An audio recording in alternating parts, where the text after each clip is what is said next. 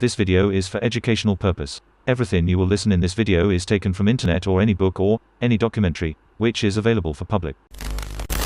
Museum जो हमारे religious, culture, historical things और मटेरियल को इकट्ठे करके उन्हें प्रिजर्व करते हैं और जो एजुकेशन विद एंटरटेनमेंट का परफेक्ट कॉम्बिनेशन होते हैं, उन्हीं म्यूजियम्स में से एक शिकागो शहर का ये म्यूजियम जो दुनिया के सबसे बड़े 10 नेचुरल हिस्ट्री म्यूजियम्स में से एक है। इसके बेसमेंट में 11 मिलियन से ज़्यादा फ्लूइड स्पेसिमेंस मौजूद हैं, जहां बोनहेड शार्क से लेकर बड़े कमोडो ड्रैगन तक यहां रहते हैं। तो वहीं 883 फ्रॉग्स देखने को भी मिलते हैं और इन्हें ऐसे अल्कोहल में डालकर क्यों रखते हैं, आइए जानते हैं आज की इस वीडियो में, जहां हम एक्सप्लोर करेंगे शिकागो शहर के सबसे बड़े the field museum of natural history को। नमस्कार, स्वागत करता हूं आपका अपने चैनल पर।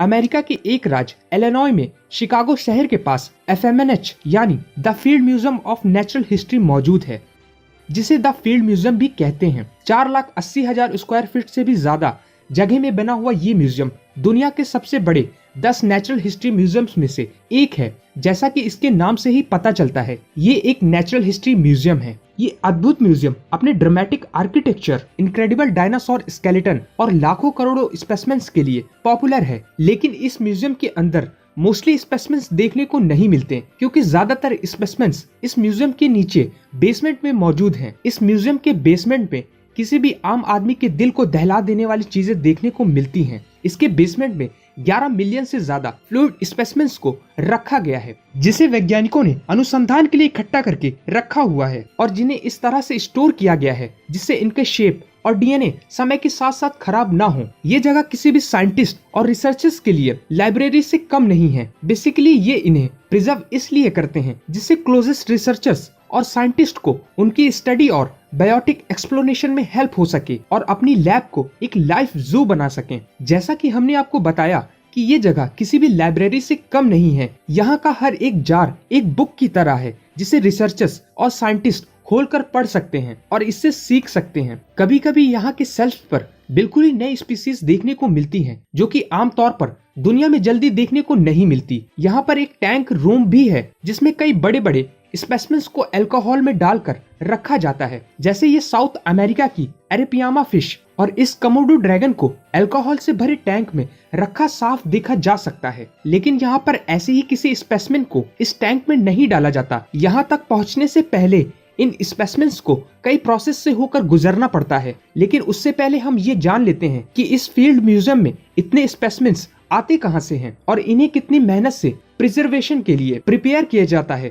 जिससे वो सालों साल तक बिना किसी प्रॉब्लम के प्रिजर्व रह सकते हैं। तो हम आपको बता दें कि फील्ड म्यूजियम अपने स्पेसिमेंस को 2 तरीकों से प्राप्त करता है, जो कि पहला है डोनेशन और दूसरा है कभी कभी रिसर्चर्स बाहर जाकर स्नेक जैसे स्पेसिमेंस को पकड़ते हैं, जिन्हें पकड़कर सारा की लैब में लाया जाता है। सारा एक असिस्टेंट कल्चर ऑफ हेप्टोलॉजिस्ट हैं। सारा अपनी की गई रिसर्च से ये बताती हैं कि बदलते समय की मार की वजह से इन स्पीसीज ने खुद को किस तरह से बदल लिया है और क्या क्या बदलाव इनमें हो रहे हैं। स्पेसिमेंस को प्रिजर्व करने के लिए जो पहली चीज वो हर एक स्पेसिमेंस के साथ करती हैं, वो है उनका DNA लेना। और ये किसी भी स्पेसिमेन को सालों साल तक प्रिजर्व करने से पहले उठाया जाने वाला बिल्कुल ही नया कदम है, क्योंकि असल में 90s में DNA का यूज नहीं किया जाता था। ये काम थोड़ा मुश्किल जरूर है, लेकिन नामुमकिन नहीं। हालांकि ये काम किसी भी फ्रेश स्पेसिमेन से उसके टिश्यू सैंपल लेने जितना आसान होता है। बजाय किसी प्रिजर्व स्पेसिमेन के DNA सैंपल को कलेक्ट करने के लिए सीजर्स और फोर्सेप्स का इस्तेमाल किया जाता है। पहले इन्हें बर्न करके सैनिटाइज किया जाता है,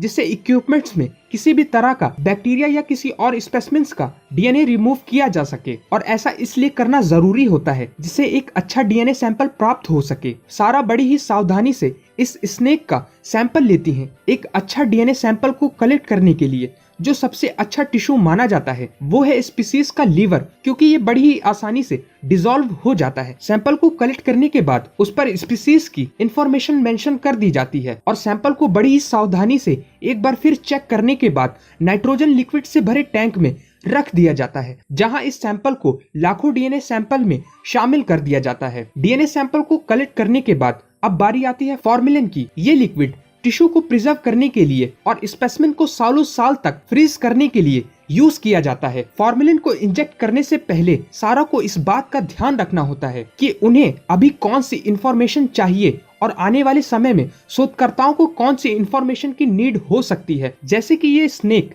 मेल है या फीमेल। इसके बाद स्पेसिमेन को एक परफेक्ट शेप दे दिया जाता है जिसमें वो सालों साल तक फ्रीज रहेंगे। इसके बाद लास्ट में लिक्विड में भीगी हुई पेपर टॉवल की मदद से इस स्पेसिमेन को कवर कर दिया जाता है, जिससे वो कुछ दिनों बाद दिए गए पर्टिकुलर शेप में सेट हो जाता है और ये स्नेक किसी आर्टिफिशियल रबर स्नेक की तरह दिखाई देने लगता है। बड़े एनिमल्स को ज्यादा फॉर्मेलिन डोज की आवश्यकता होती है, जैसे ये कैटफिश जिस पर क्लैप काम कर रहे हैं। फॉर्मेलिन की कितनी मात्रा देना है ये ज्यादातर एक्सपीरियंस और फील्ड पर डिपेंड करता है, क्योंकि अगर इसे बहुत ही कम मात्रा में इंजेक्ट किया जाए तो स्पेसिमेन्स खराब होने लगेंगे, मींस वो सड़ने लगते हैं और बहुत ही फ्लॉपी होने लगते हैं। और अगर इसे बहुत ही ज्यादा मात्रा में इंजेक्ट किया जाए तो स्पेसिमेन्स फूल कर फट जाएंगे किसी बॉम्ब की तरह, जैसे इस कैटफिश के साथ हुआ जिसमें बहुत ही कम मात्रा में फॉर्मेलिन को इंजेक्ट किया गया था। स्पेसिमेन्स अपने शेप और साइज में सही है या नहीं एक बार कंफर्म हो जाने के बाद क्लैप को अगर लगता है कि ये परफेक्ट नहीं है तो वो उसे एक बार फिर से फॉर्मेलिन से भरे टैंक में कई दिनों के लिए रख देते हैं और ऊपर से इसे किसी कपड़े की मदद से कवर कर देते हैं, जिससे इसका कोई भी पार्ट बाहर ना आए और वो अच्छी तरह से इस लिक्विड में पड़ी रहे। फॉर्मेलिन का प्रोसेस खत्म होने के बाद अब टीम एक लंबे समय तक स्पेसिमेन को प्रिजर्व करने के लिए अल्कोहल बाथ की ओर रुख करती है। जैसे ये कमोडो ड्रैगन अल्कोहल से भरे टैंक में रखा हुआ साफ देखा जा सकता है और इसे अल्कोहल में इसलिए रखा जाता है क्योंकि अल्कोहल फॉर्मेलिन के कंपैरिजन में कम टॉक्सिक होता है, इसलिए ये लंबे समय तक शोधकर्ताओं के लिए स्पेसिमेन्स को सेव करके रखता है और इनमें समय के साथ साथ बहुत ज्यादा बदलाव भी नहीं आते, बस ये डिस्कलर हो जाते हैं। ये डिस्कलर इसलिए भी हो जाते हैं क्योंकि इस एथेनॉल में पड़े होने के कारण स्पेसिमेन्स में जो डायबरीज, फैटी ऑयल और उनके ऊपर जो बैक्टीरिया होते हैं वो निकल जाते हैं, जिसकी वजह से ये डिस्कलर हो जाते हैं। ज्यादातर फ्लूइड में पड़े स्पेसिमेन्स को वैसे ही रखने की कोशिश की जाती है जैसे वो अपनी असल लाइफ में हुआ करते थे, बट लेकिन कुछ केसेस में कई स्पेसिमेन्स के टिश्यूज और मसल्स को अलग कर दिया जाता है और उनकी बोन्स और स्केलेटन को कलर करके माइक्रोस्कोप्स के नीचे